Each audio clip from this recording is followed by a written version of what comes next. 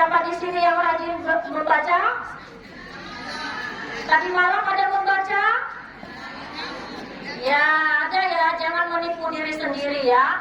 Membaca itu bukan hanya membaca lewat begitu saja, tetapi membaca dengan memahami dan mengerti, paham apa yang dibaca. Gunakan juga panca indera yang lain seperti ya penciuman dan mendengarkan. Mendengarkan itu lebih penting. Ya, terkadang kalau di kelas Bapak Ibu guru berbicara menjelaskan mata pelajaran di depan, kalian semua di belakang berbicara juga. Ketika Bapak Ibu tanya, sudah paham, sudah mengerti? Paham. Kemudian diberikan pertanyaan, semua pada diam. Padahal tadi sudah mengerti semuanya. Nah, anak-anak ibu, pengetahuan yang kamu lakukan ini bukan hanya melulu belajar di kelas, ya. Bukan hanya melulu belajar di kelas. Belajar itu juga perlu di luar kelas, ya. Pergunakan panca inderamu, yaitu penciumanmu. Kalau contohnya makanan itu enak atau tidak, apa yang kita lakukan? Apa? Dicicip.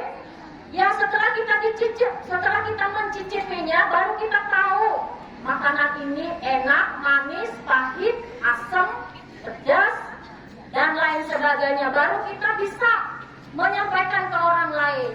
Ya, jadi semua itu penting yang dilakukan.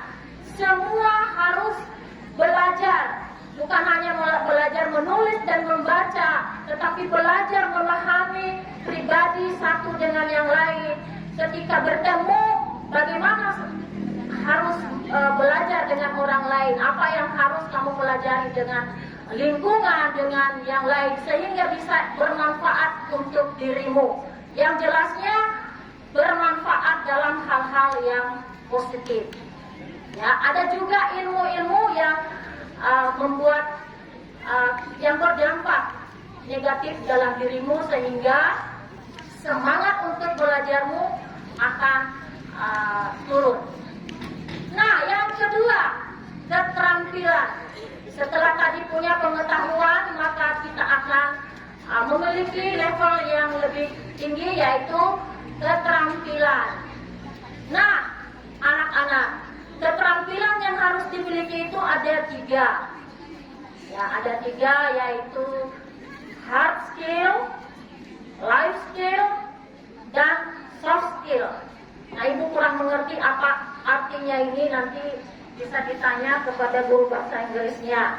Nanti kamu pelajari sendiri apa itu hard skill, life skill, dan soft skill. Ini harus kalian miliki dalam hidup kalian. Supaya apa? Supaya diri kalian bisa berkembang. Bukan hanya berkembang secara tubuh, berkembang besar, gemuk. Nah, tetapi yang berkembang yang ibu maksudkan di sini berkembang dalam pengetahuan, dalam wawasan, sehingga membuat kalian semakin paham tentang yang baik, yang bermanfaat untuk diri kalian.